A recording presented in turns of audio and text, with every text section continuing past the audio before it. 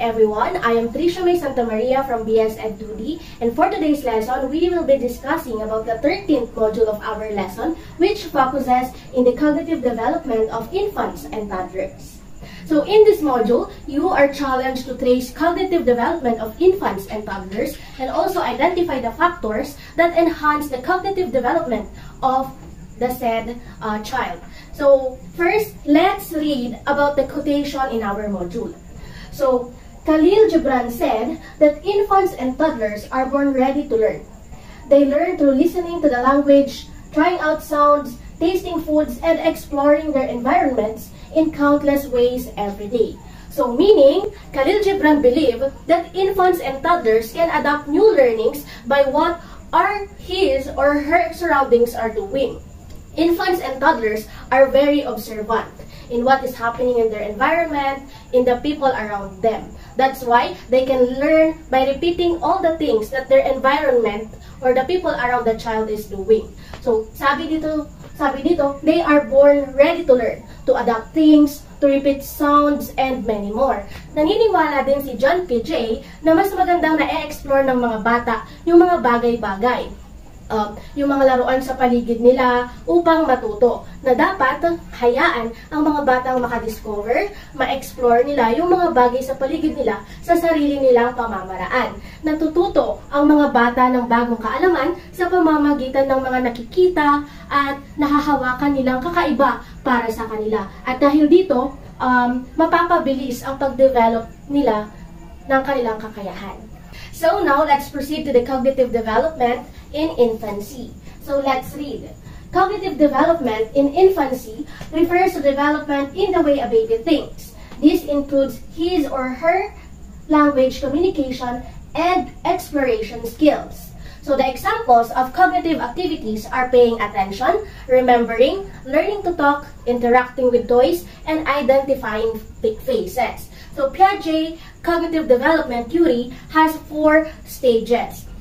The first one is the sensory motor stage, which start when the child was born up to when he is already 2 years old. And the second stage of cognitive development is the pre-operational stage, which happens during the child age 2 to 7 years old.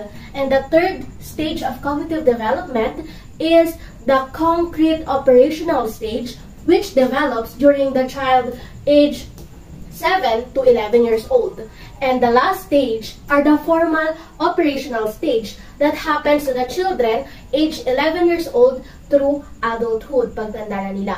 So in this 13th module of our lesson, we will focus on the first stage of Piaget's cognitive development theory, which is the sensory motor stage. This is about the cognitive development of infants and toddlers aged from birth or 0 to 2 years old. So now, let's proceed to know what is sensory motor stage. So sensory motor stage, in this stage, infants construct an understanding of the world by coordinating sensory experiences with physical and motoric actions. Infants gain knowledge of the world from physical actions they perform on it.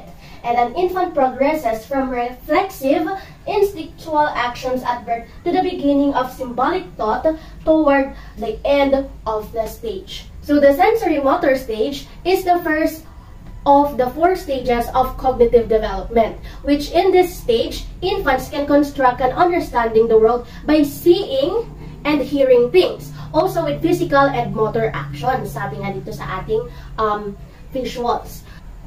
During this period, we can see in this stage that an infant can learn about the world by using their senses to interact with their surroundings. They touch things, they lick them, they bang them together with joy, and also put them in their mouth. So in this stage, infants and toddlers can learn about words by hearing sounds like meow, meow, ganon, and also maybe they can say the word mama, papa, by repeating those words that they always hear all the time. So, maraming childhood milestone ang nagaganap o nangyayari sa sensory motor stage. Halimbawa, yung first time na nakakapaglakad, first time na nakakagapang, first time na nakakapagsalita. So, dito yun nangyayari lahat. Piaget divided the sensory motor stage into 6 sub-stages. So, ano-ano yung mga yon? First, we have the simple reflexes. Second, the first habits and primarily circular reaction phase. And the third one is the secondary circular reaction phase. And we have also the 4th sub-stages, the coordination of reaction stage, secondary circular. The 5th sub-stage is the tertiary circular reactions, novelty and curiosity. And the last one is the internalization of schemes. So now, let's focus on the first 6 sub-stage of sensory motor stage, which is the simple reflexes. Ang simple reflexes ay nangyayari pagkapanganak hanggang sa ika-6 na linggo ng bata. So, simple reflex is a coordination of sensation and action through reflexive behaviors. There are 3 primary reflexes are described by Piaget. So, the first one is the sucking of objects in the mouth. The second one is the following moving or interesting objects with the eyes. And the third one is the closing of the hand when an object makes contact with the palm. And also, over the 6 weeks of life of the infant, these reflexes begin to become voluntary actions. Nagiging voluntary actions na ng mga sanggol yung mga reflexes na nabanggit. Kumbaga, sa substage na ito, nakikipag-interact ng isang bagong silang na sanggol sa pamamagitan ng pagdede o pag-inom ng kanyang gatas kapag nagugutom, o kaya naman sa pamamagitan ng kanyang mata. Kasi in 6 weeks, unti-unti na silang nakakakita ng mga bagay na nasa paligid nila. The next substage is the first habits and primary circular reactions phase. This substage happens to child 6 weeks to 4 months old. So in this substage, in coordination of sensation, we have the 2 types of schemes, which is the habits and the primary circular reactions. In this substage, it involves coordinating sensation and new schemas. For example, a child may suck his or thumb by accident and then later nagustuhan na nila or intentionally repeat the action because this action is they find it pleasurable. So for example, a child may suck his or her thumb by accident and then later intentionally repeat the action because the child discover that sucking his thumb or his or her thumb find it pleasurable. Nagustuhan na nila yung action na yon. So that is the primary circular reactions. So the third one, we have the secondary circular reaction phase, which happened to the child age 4 to 8 months old. During this substage, the child becomes more focused on the world and begins to intentionally repeat an action in order to trigger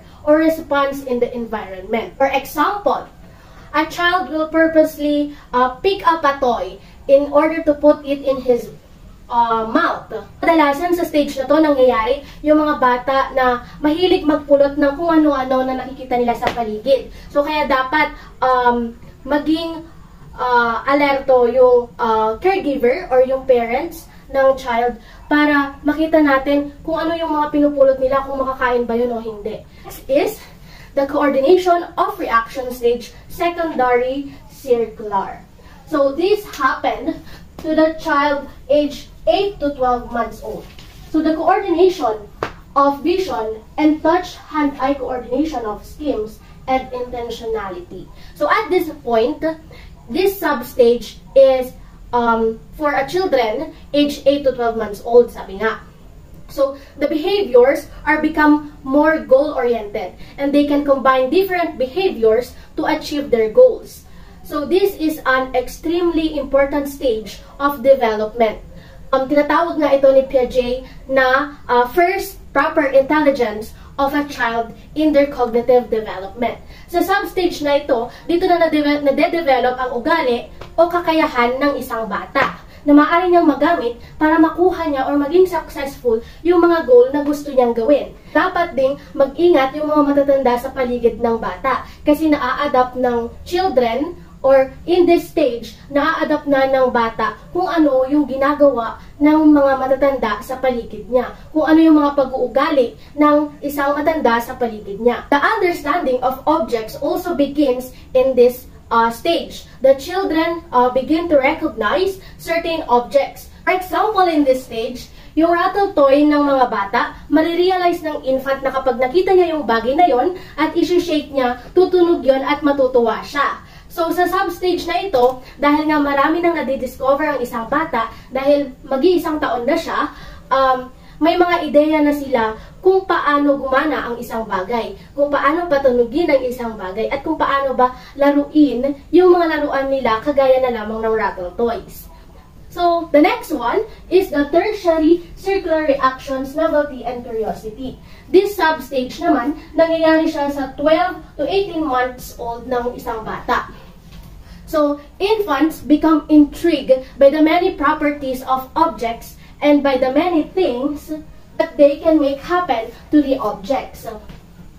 So, they can now experiment with new behavior. So, this stage associated primarily with the discovery of new means to meet goals. Piaget described the child in this substage as the young scientist because children begin a period of trial and error experimentation during the 5th substage. Instead of performing the same actions, the children wants to try new behaviors and new actions, new learnings to achieve different results. So these behaviors are not by accident, but they are purposeful for the children.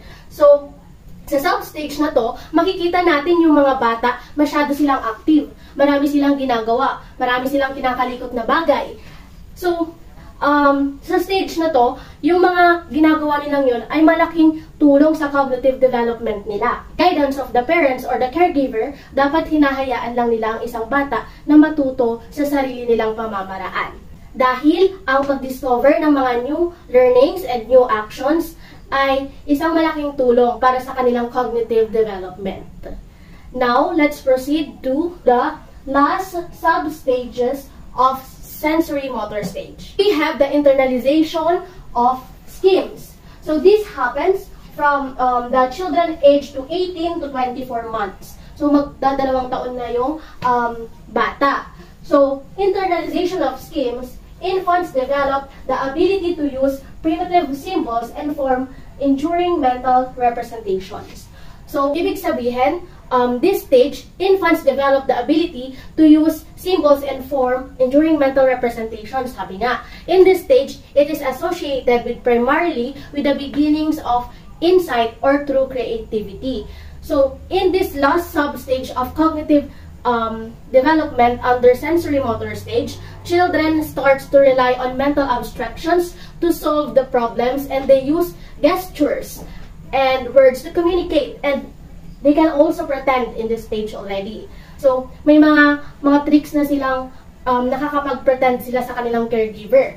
So, for example, sa sub-stages na ito, dito na nagsisimulang bumigkas ng mga salita yung mga infants or yung mga toddlers. Kaya na nilang magsalita ng mama, papa, mamam, kung naghahanap sila ng pagkain o maiinom. Or they can pretend na rin na using the gestures na nasasaktan sila, may masakit sa kanila, pero ang totoo, nanlalambing lang pala sila sa kanilang caregiver. So they can also pretend in this stage. So kung sa ibang sub-stages, nagta-trial and error pa lang yung mga infants or toddlers, dito sa sub-stage na to, alam na nila yung ginagawa nila. Although, hindi pa naman nila masyadong alam dahil bata pa lang sila, pero marami na silang alam dahil magdadalawang taon na sila. So, sa sub-stage na ito, may mga ideya na sila kung ano yung ginagawa nila. So, that is the last sub-stage of sensory motor stage. The passage into the next stage of Piaget's cognitive development, which is the pre-operational stage. That's the end of my report. Thank you so much for listening. I hope you understand our lesson.